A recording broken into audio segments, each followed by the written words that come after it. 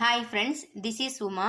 இன்னைக்கு நம்ம யூடியூப் சேனலில் நம்ம டிஸ்கஸ் பண்ண போகிற டாபிக் என்னன்னு பார்த்தீங்கன்னா, முருகப்பெருமானை நாம் தரிசிக்கும் போது எந்தெந்த கோலங்களில் நம்ம எதற்காக எந்த கோலத்தை தரிசிக்க வேண்டும் அப்படின்னு சொல்லிட்டு தான் இன்னைக்கு டாபிக் ஃப்ரெண்ட்ஸ். ஸோ நம்ம லேட் பண்ண வேண்டாம், வாங்க நம்ம டைரெக்டாக டாபிக் கூட டிஸ்கஸ் பண்ண போயிடலாம். ஃபர்ஸ்ட் நான் என்ன சொல்லியிருந்தேன்னா, முருகப்பெருமானை நிறைய கோலங்கள் அவருக்கு இருக்கு. ஆனா நம்ம எந்த கோலத்துல முருகரை எதுக்காக நம்ம தரிசிக்கணும், அதாவது இப்ப நீங்க ஒரு பிரச்சனைக்காக போறீங்க அப்படின்னா அந்த பிரச்சனைக்கு போகும்போது அந்த பிரச்சனை தீர்க்கறதுக்கான வழிக்காக கும்பிடுறீங்க அப்படின்னா அப்ப முருகனை எந்த கோலத்துல இருக்கும்போது நம்ம தரிசிக்கணும். அந்த மாதிரி சொல்றேன். அந்த மாதிரி கான்செப்டுக்களை எந்தெந்த கான்செப்டுக்களை எந்தெந்த மாதிரி இருக்க கோலங்களுக்கு உண்டான முருகப்பெருமானை வணங்கணும் அப்படிங்கிறத பார்க்க போறோம்.